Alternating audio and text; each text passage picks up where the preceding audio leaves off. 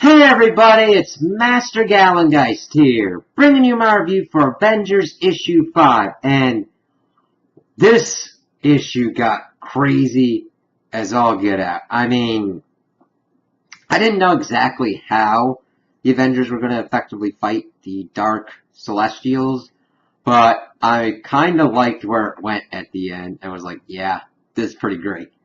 So, the main bulk of kind of the first part is getting information on the origins of Earth and the whole Alpha Celestial thing.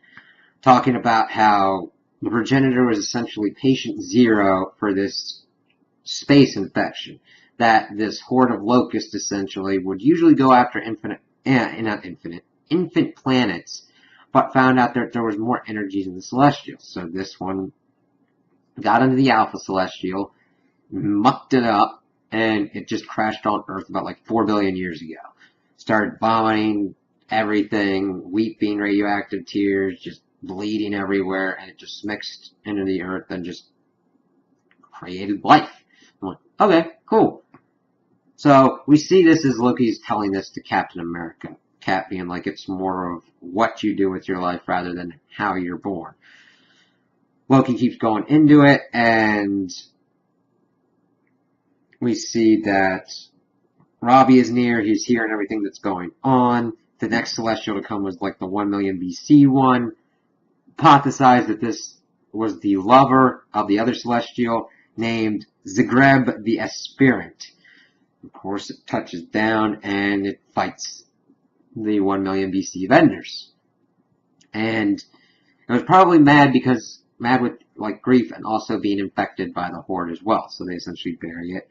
But now that 2 Celestials have gone missing in this scenario, the first host arrives on Earth and wipes the floor with the 1 million BC Avengers, decides to kind of leave. Loki kind of hypothesizes that this could have been like, okay, let's leave this infection here and just not have to do anything with it. So they essentially left one of their own. It's kind of weird once you think about it. Zagreb came here, got infected, got its ass whooped, and was essentially buried alive, and it's trying to like, I'm just gonna leave it. I would be pissed off too. Okay. So, we learned that the Horde didn't kill the Celestial, but instead learned to adapt its physiology and turn it into the first Dark Celestial. Evidently, once Loki was able to, I guess, wake it up, this is what I'm thinking timeline-wise, it then went out, affected the other Celestials, killed all the ones that wouldn't either change or couldn't change, and created the final host, Dark Host.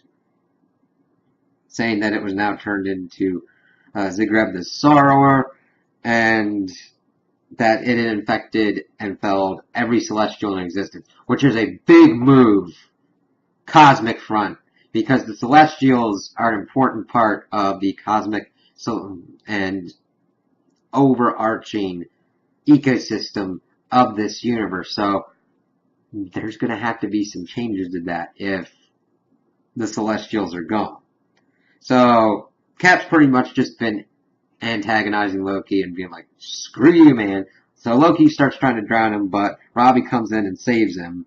We see Strange and Tony are essentially dealing with all hell breaking loose because of the Dark Celestials just essentially trying to destroy the planet. So, like, the sky's on fire, things are falling out, cats and dogs living together, mass hysteria. So, then Tony gets a call, and he's like, who's this? It's like, I got this number from, like, Howard. He's like, yeah, he's dead. And essentially, it's the Ghost Rider. He's like, yeah, my car talked to him, I guess. But, I got Cap, we got the Dark Celestials on our ass.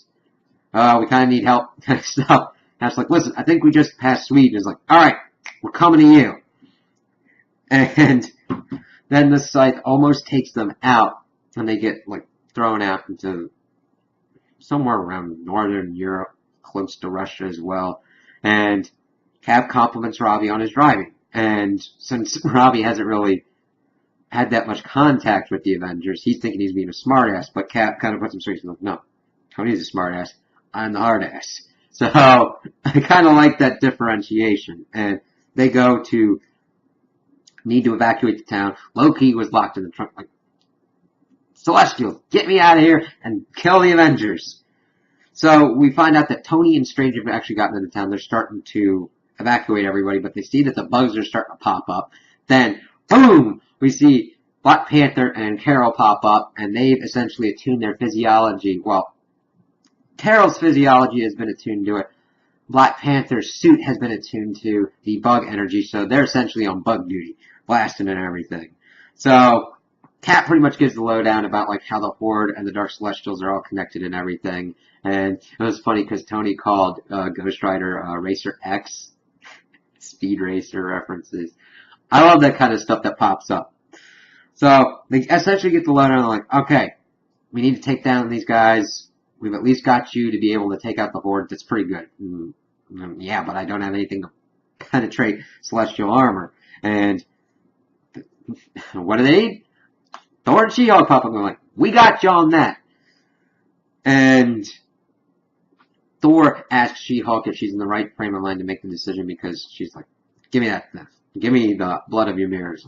You sure you're able to do that? And like, listen, yeah, kind of Hulk, but I'm kind of changed. Still Jennifer.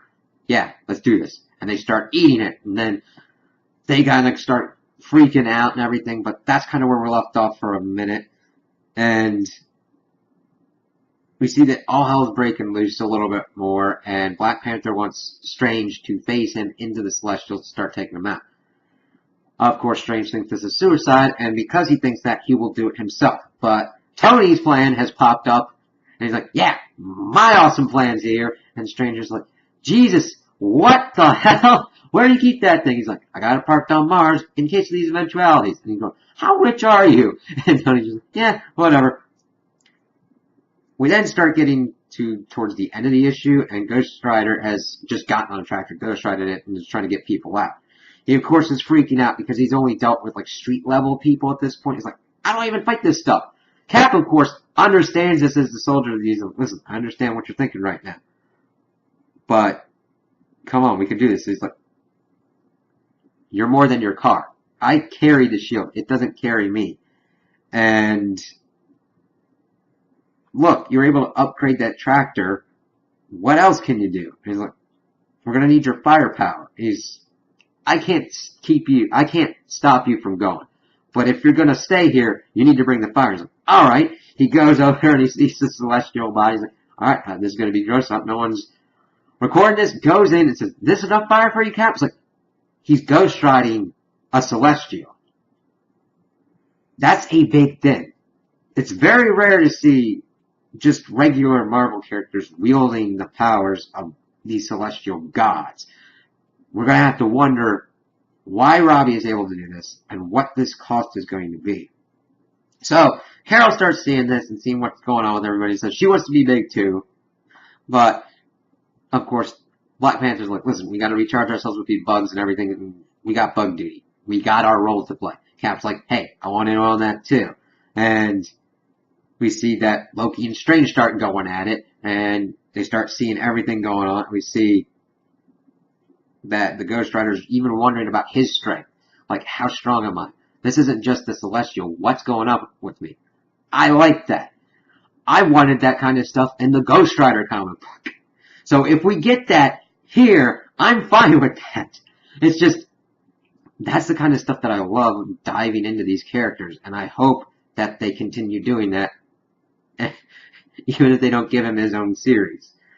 So, we see that he's wondering about that, and Tony calls him, like, the Fast and the Furious, and we get to the last page, and we see our kind of big smashing team, which is freaking amazing, because I love what they did with the Ghost Rider Celestial. It's kind of reminiscent of the Cosmic Ghost Rider, but with Reyes' colors and everything, like, only just because of how armored it is, and how it's got a contained skull kind of enclosure thing going on. But it looks like him. We see a giant Thor. We see a giant She-Hulk. And frickin' Tony's God Killer armor is amazing. And I hope we see it in other things as well. I'm like, yeah, let's go and do this giant size Avengers kind of stuff. And it's just, okay.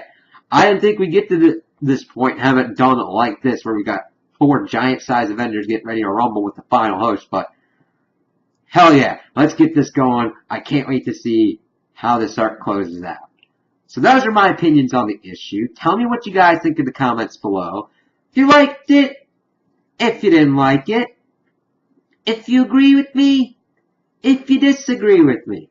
Also like and subscribe, and I hope you have a good day.